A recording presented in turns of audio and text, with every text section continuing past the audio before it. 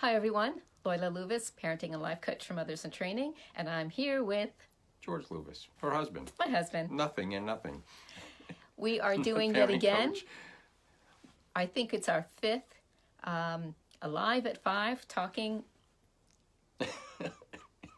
about all things having to do with marriage and parenting. And so the topic that I want to talk about today is homeschooling. Again, a lot of people, not a lot of people, but a few people continue to talk about homeschooling and continue to ask questions.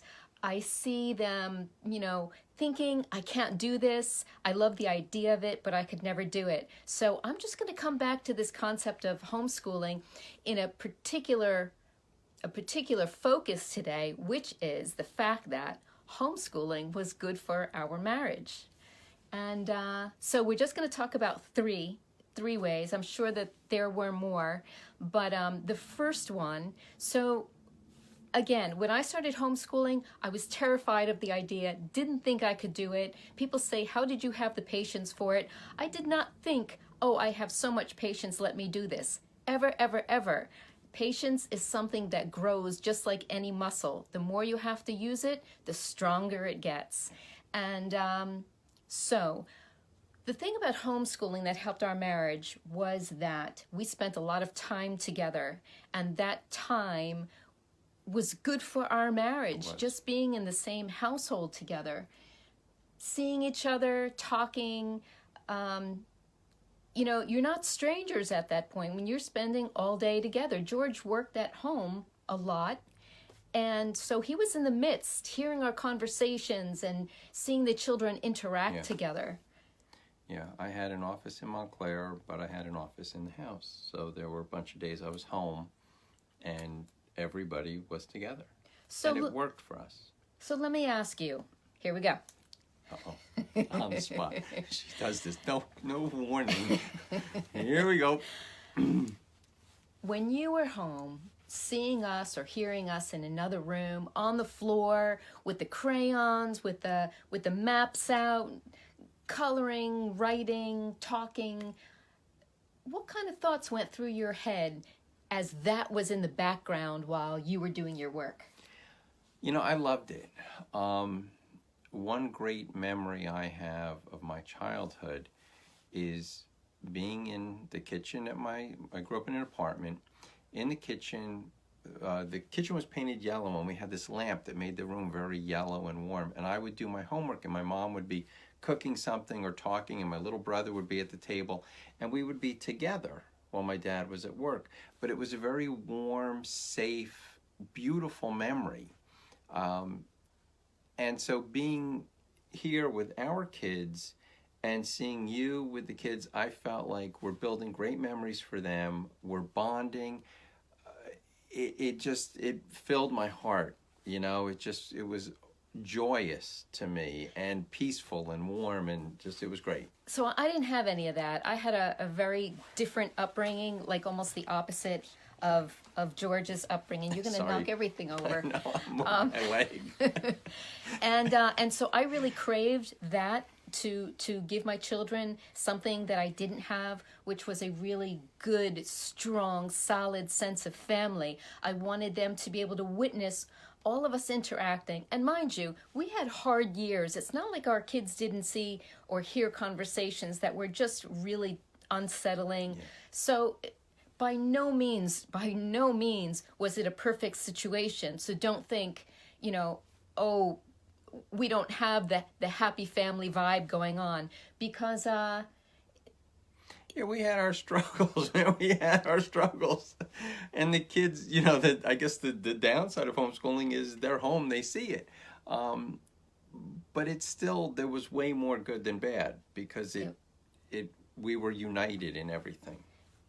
When you're focused on education and learning, the day just becomes all about finding fun, happy ways to learn. Yeah. And that takes precedence. So I think a lot of the struggles that we had in our marriage, it was kind of like by default a small percentage compared to the amount of other things that were going on that were great.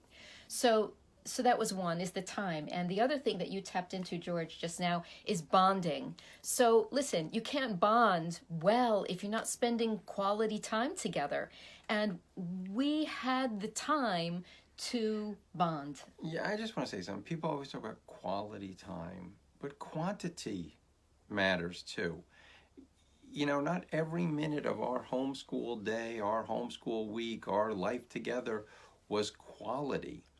But we were together a lot. And we liked being together. You know, when is Loyola and I and 4 kids in the house, and you know, the neighbors' kids, then all the neighbors' kids wanted to be here. You know, we didn't have the biggest house on the block. We didn't have the best toys in the basement, whatever. But everybody wanted to be here because it was fun. Yeah, You made it's it true. fun. It's true. You know? We did. We had a lot of fun. We created a lot of games. We played games. We learned through games. Yeah. We took breaks through games. Like, we played. We learned through playing, even as the kids got older. Yeah. I loved having the neighborhood kids here, and I always wanted to make sure that our home was a place where the kids' friends wanted to come and hang. And I think that we did that even through their teen years. Even now, even our 20-year-old son who's in college will have his friends come here and hang out and watch movies and stuff. And that's very encouraging, it's rewarding. Yeah. Yeah. I think too, if I could just cut in for 1 second. Yeah. For me as a dad, taking my kids outside and throwing the football around or playing catch with the baseball or the frisbee or whatever, kind of giving them gym class, if you will, with short breaks in my work day, that was great. To have that opportunity to run outside and play with the kids. Yeah. And so the third point that, or way that homeschooling was good for our marriage was that it, what was the third? Oh, no. She didn't like mine. She came up with a name. I can't remember. I know what it was. We put our family first. There you go. We were forced to put the family first, because when you commit to homeschooling, like, you've taken the ball into your hand. It's yours now. Like, you're sitting there in the driver's seat. But another analogy is like, you're behind the steering wheel. You gotta drive this thing. And so you commit to it. Yeah, and you don't have the option of letting somebody else do it. When both parents work, and listen, I get it, financially, we struggled because for years I'm the only one that worked. Terribly, yeah. But it was worth it. And yeah, it was totally worth it. But my business was up and down. We had great times, we had bad times financially. And Loyola being home, that's an added stress in northern New Jersey to have only one parent working. But the rewards were unbelievable because, we really did this time with the family, the just the joy of being together all the time. And I don't know, I lost my train of thought because I started to laugh earlier, but the thing is when the family sees the sacrifices that are made to put the family first, everybody gets the message. We count. Yeah. We're all about family. And that creates a really strong bond that I think that's part of what carried us through a lot of the hard times in our marriage, is that we all knew what we had brought to the table, what we were contributing, how much we had sacrificed to get that family first happening. The children knew that we did without financially because we wanted to put some other things first. Which is some values that we really couldn't teach if the kids were going to be gone all day, and some time and conversations that we knew we couldn't have if the kids were gone all day. So listen, everything is a trade-off. You get something, you give something. Whether your kids are gone all day at school and you're at work, or the kids are home all day and you put aside work for a while. Everything's a trade-off, and you just have to determine what you can do. No judgment either way. But for us who decided that we needed the time with the children while they were young, it was actually really good for our marriage. Yeah, absolutely. And I wouldn't change a thing. And I don't think our kids were. The kids are very grateful for how things went. The other thing, just little sidebar, you get a lot of freedom when you homeschool because you can take vacations in times when everybody else is in school, and you can work around whatever, taking the kids down to the shore and staying someplace and giving them a little class on marine biology. We did that.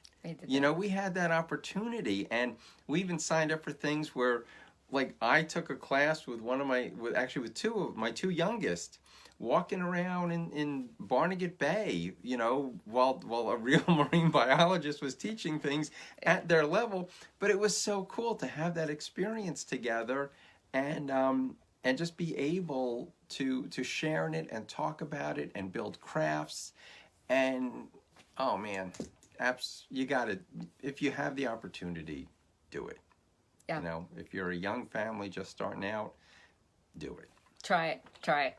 So if you have questions, drop it down below. If you have any comments or you want to talk about a different topic, drop it down below. We'd love to talk about it next time. Have a nice night, guys. That's it. Talk to you later. Bye. Bye. Thank you.